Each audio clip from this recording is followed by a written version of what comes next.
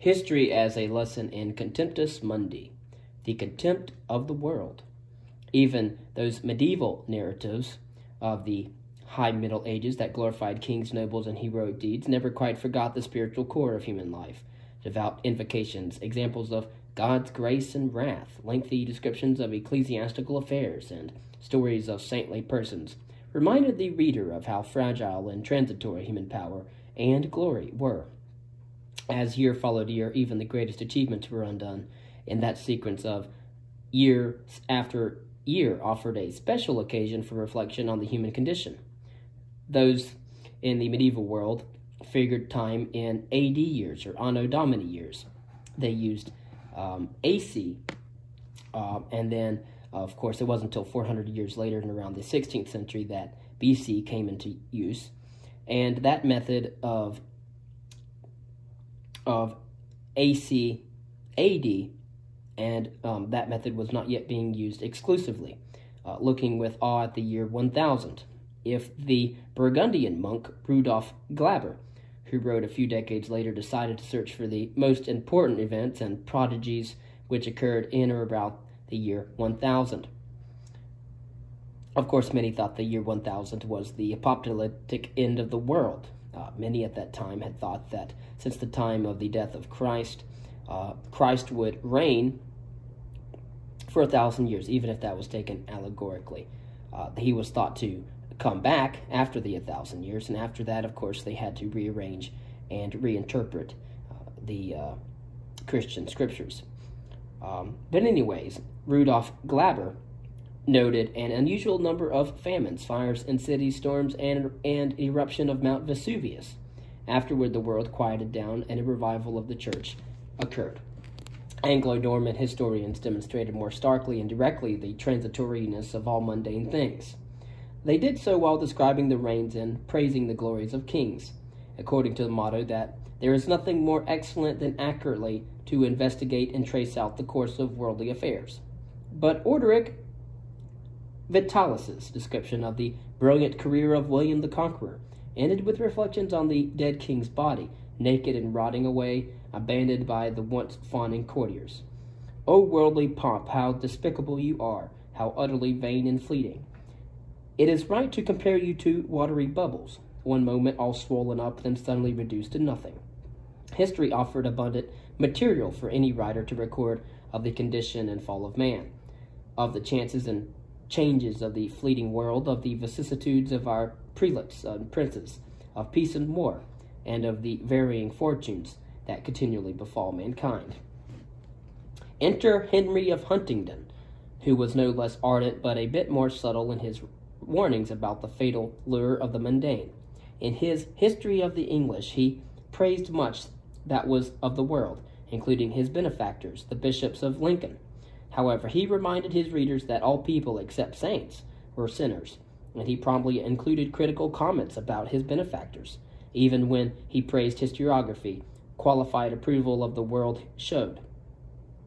In his History of the English, with its 3 added contemplative epistles, or letters, he asserted in a quasi-classical manner that precedence must be assigned to history, as both the most delightful of studies and the one which is invested with the noblest and brightest prerogatives. Indeed, there is nothing in this world more excellent than accurately to investigate and trace out the course of worldly affairs.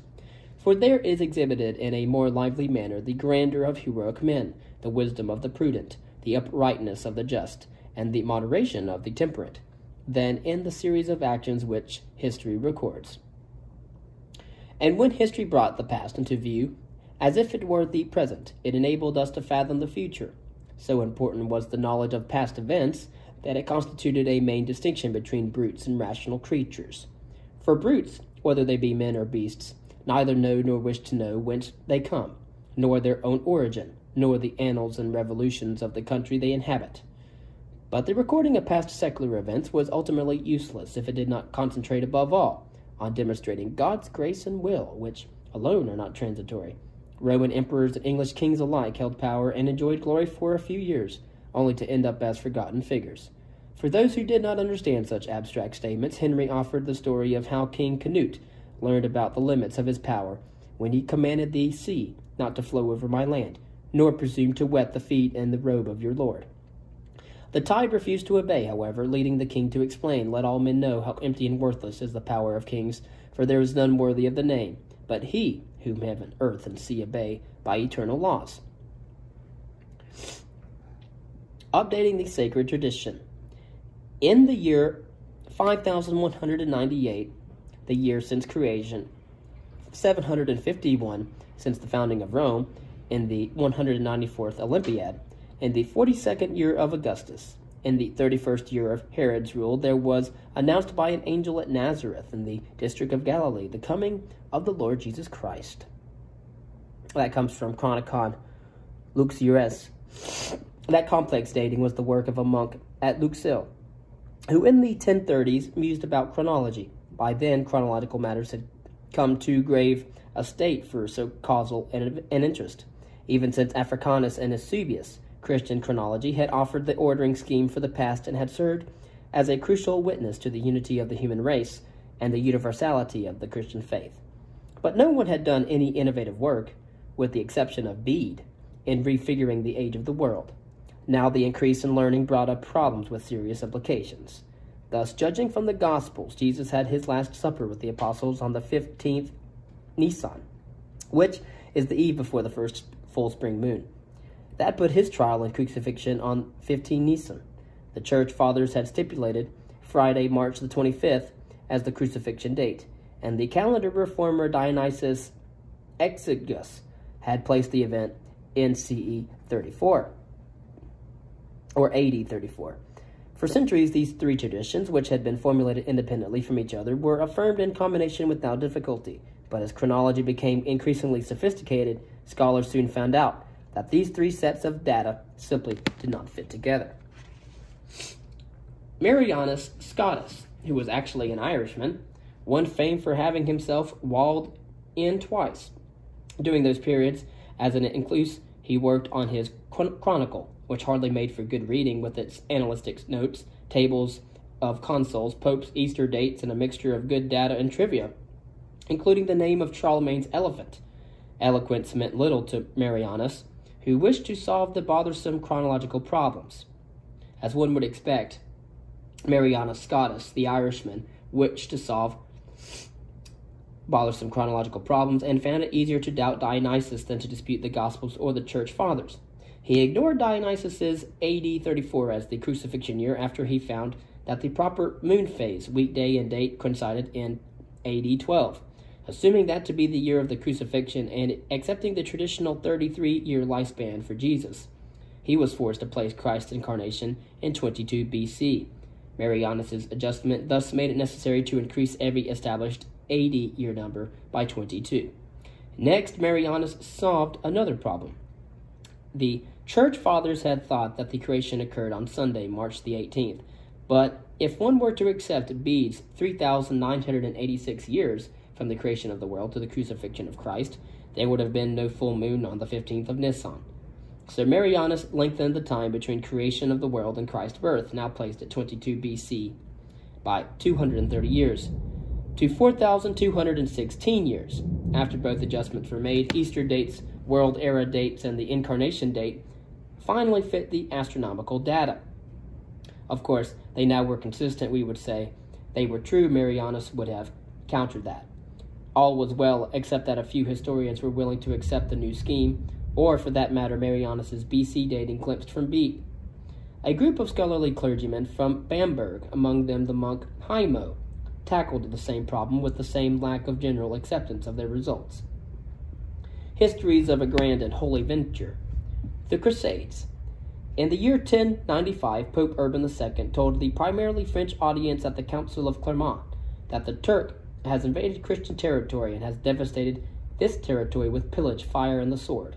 The Turks had enslaved Christians, tortured them, destroyed churches, and threatened the Byzantine state. Who was to revenge all this? Who was to repair the damage? If you do not do it. As those who heard it shouted, God wills it! An enthusiasm was ignited which made thousands of people march or sail toward the Middle East during the next 180 years, in order to secure the Holy Land for Christendom. Few doubted that it was the Lord's doing, a wonder unknown to preceding ages and reserved for our days, that such different nations, so many noble warriors, should leave their splendid possessions, their wives and children, and that all with one accord should, in contempt of death, direct their steps to regions almost unknown. Others said it less luminously, but conveyed the same enthusiasm. The Welshman left his hunting, the Scot his fellowship with lice, the Dane his drinking party, the Norwegian his raw fish. Lands were deserted of their husbandmen, houses of their inhabitants. Even whole cities migrated. There was no regard to relationship. Affection for their country was held in little esteem. God alone was placed before their eyes. Whatever was stored in granaries or hoarded in chambers, to answer the hopes of the avaricious husbandman or the covetousness of the miser, all was deserted. They hungered and thirsted after Jerusalem alone. At least initially, all would have agreed that never, I believe, has a more glorious subject been given to historians of warfare. The First Crusade, an endeavor of enthusiasm. The participants in the First Crusade were mostly French and Norman nobles, and therefore French and Norman writers monopolized the telling of the story of that crusade.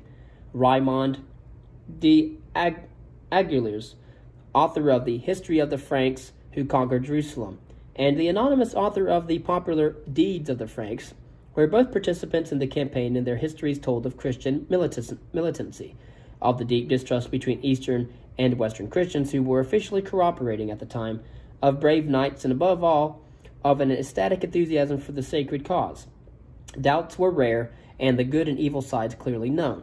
Thus, when narrating the conquest of Jerusalem, the Deeds stressed the religious fervor of the Crusaders, some of whose activities were hardly edifying. After the capture, our men rushed around the whole city, seizing gold and silver, horses and mules, and houses full of all sorts of goods. And they all came rejoicing and weeping from excess of gladness to worship at the sepulchre of our Savior Jesus. And they fulfilled their vows to him. Next morning they went cautiously up to the temple roof and attacked the Saracens, both men and women, cutting off their heads with drawn swords. Some of the Saracens threw themselves down headlong from the temple. Tancred was extremely angry when he saw this. A first change away from enthusiastic reporting came with Fulcher of Chartres and his History of the Expedition to Jerusalem, 1095 to 1127.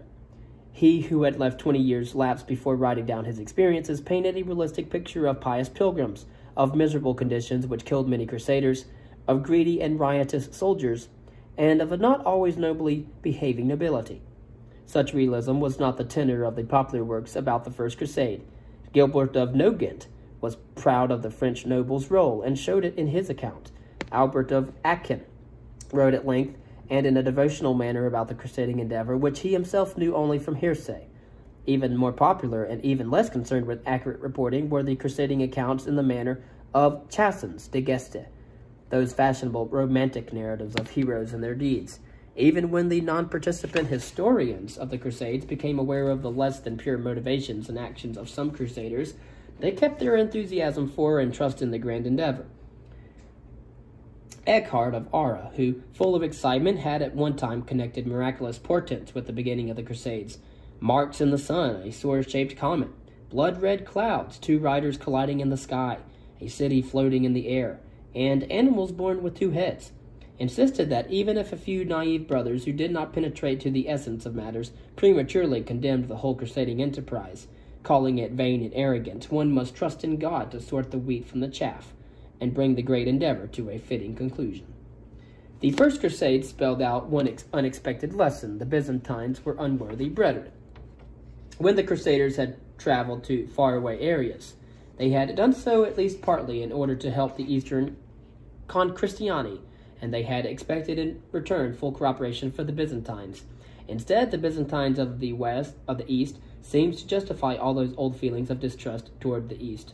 On their part, the chroniclers ignored the brutish behavior of many crusaders, lacked all understanding for the raison d'etre of the Byzantine Empire, which could hardly consider such an occasional crusade as the major buttress for its existence, and failed to understand the precarious situation of Byzantium after the catastrophic defeat by the Turks at Manzikert in 1071. When the emperor moved cautiously, chroniclers of the Crusades saw that as an attempt to entrap the Christian knights by fraud and cunning, Greeks in general were seen in no better light. The antagonism was genuine, although one must remember that the southern Italian, that is, the Norman connection of some of the chroniclers of the Crusades, tended to fuel anti-Byzantine partisanship. After the conquest of Jerusalem, 500 Christian knights and 2,000 foot soldiers, engulfed by a sea of opponents, built the Latin Kingdom of Jerusalem, a federation of Christian states. That feudal state, with its grand vision and an equal measure of petty quarrels and brave deeds, found a fitting historical memorial in the History of Deeds Done by the Sea, to 1184, by William, Archbishop of Tyre. William, Archbishop of Tyre, was born in the East, received an outstanding education in the West, and had a brilliant career as a chancellor of the Kingdom of Jerusalem and Archbishop of Tyre. His friend King Amalric urged him to write the history. Another motive was added when, after Amalric's death, William's wish to become Patriarch of Jerusalem was frustrated by court intrigue.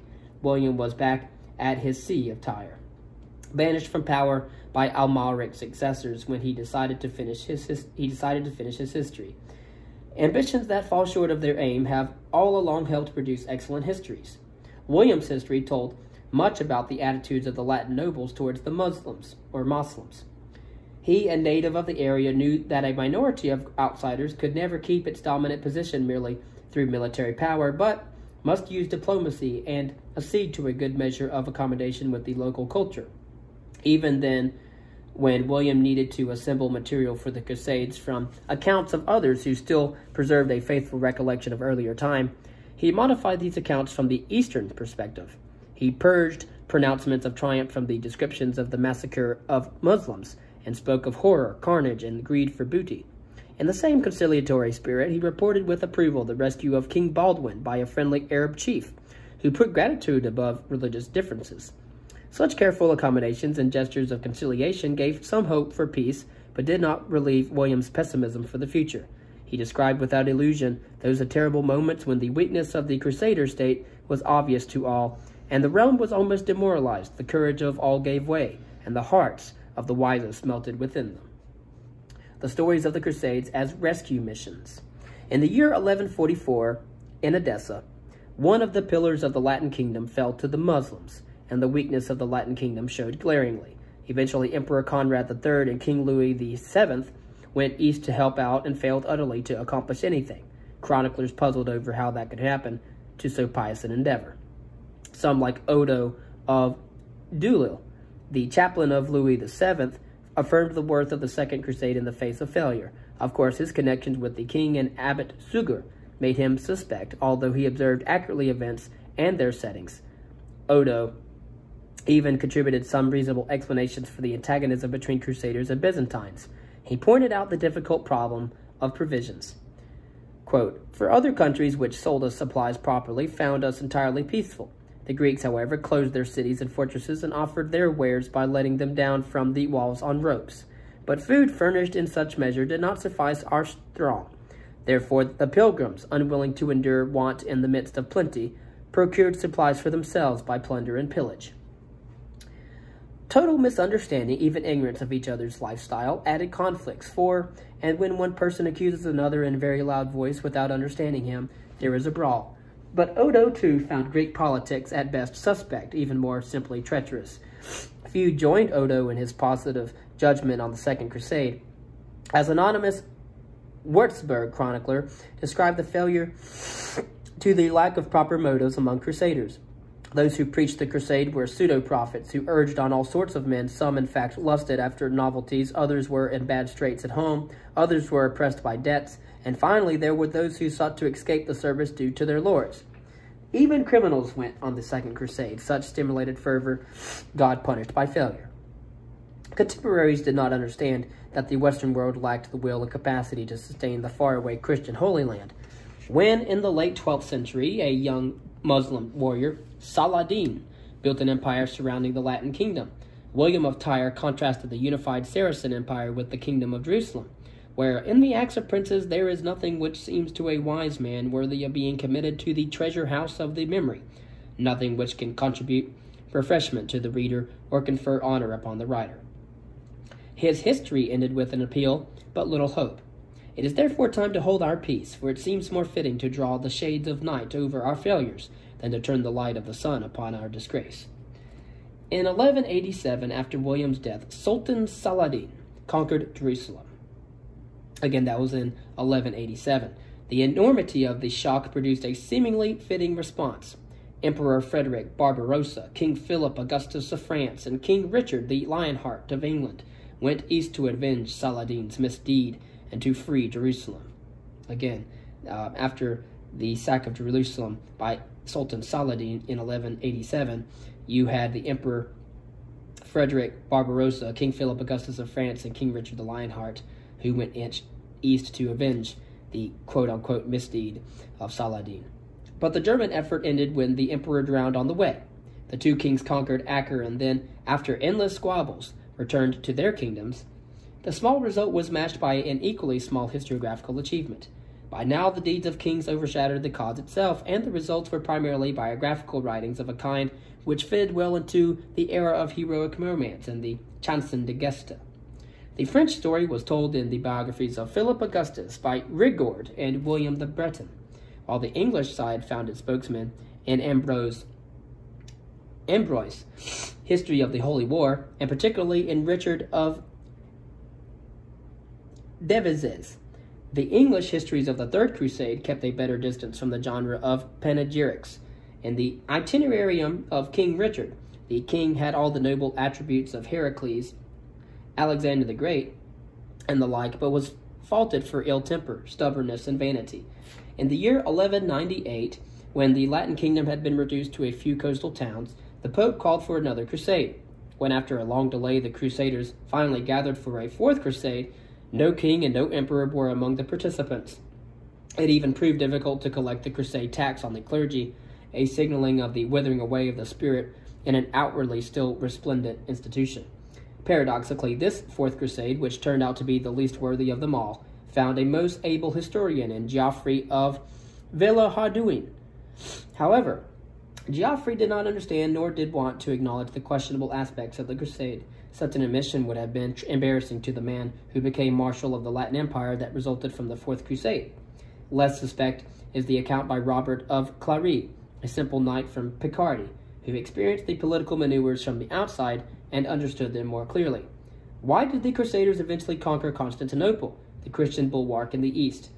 Geoffrey attributed the crusading army's conquest of Constantinople not to Venice's self-interest and the Crusaders' greed, but to a duty to restore the rightful Prince Alexius to the throne in Constantinople. Robert, too, devoted pages to the same official regions. Did Robert believe them, however? One doubts it, since the Doge is made to say bluntly, "Lords, now we have a good excuse for going to Constantinople." Both historians would have done better had they referred back to the long-standing Western distrust, if not outright hatred, of the Greeks, which previous chroniclers had made so plain. The epilogue to a grand story. In the era of Pope Innocent III and the Fourth Lateran Council of the Church, enjoyed immense power and prestige to which the Crusades had contributed mightily. In order to rekindle the old crusading spirit, the council increased the privileges for crusaders. From the discussions, an observer could easily have drawn the conclusion that the glorious times of the First Crusade would return again, particularly since a crusade had just been successfully concluded, this time one in Europe, against the Albigensian heresy in southern France. In the campaigns and in the accounts of that crusade, the Albigensians received little compassion and even less understanding than the Muslims of the Levant. Shortly after the Council of 1215, a few crusades were undertaken. Feeble efforts, they engendered little noteworthy historiography. Oliver of Paderborn reported how the crusade of 1217 against Egypt was defeated by the Muslims, as well as by the wet land, the heat, the many branches of the Nile Delta, and the lack of provisions. Roger of Windower had kind words for Emperor Frederick II's crusade, which was really a diplomatic venture, not really a crusade at all. The only noteworthy crusading record of the early 1200s was John of Joinville's Chronicle of the Crusade of St. Louis, formed part of a royal biography and described the futile attempt by the saintly King Louis of France to carry on the crusading tradition. The author loved warfare, and the report is filled with battles, brave deeds, defeat, stories of captivity, and ultimate delivery. But in one section, Joinville showed how his previously mentioned wish for a strong monarchy limited even his crusading spirit. Quote, I considered that all those who had advised the king to go on this crusading expedition committed mortal sin, for at that time the state of the country was such that there was perfect peace throughout the kingdom and between France and her neighbors, while ever since King Louis went away, the state of the kingdom has done nothing but go from bad to worse.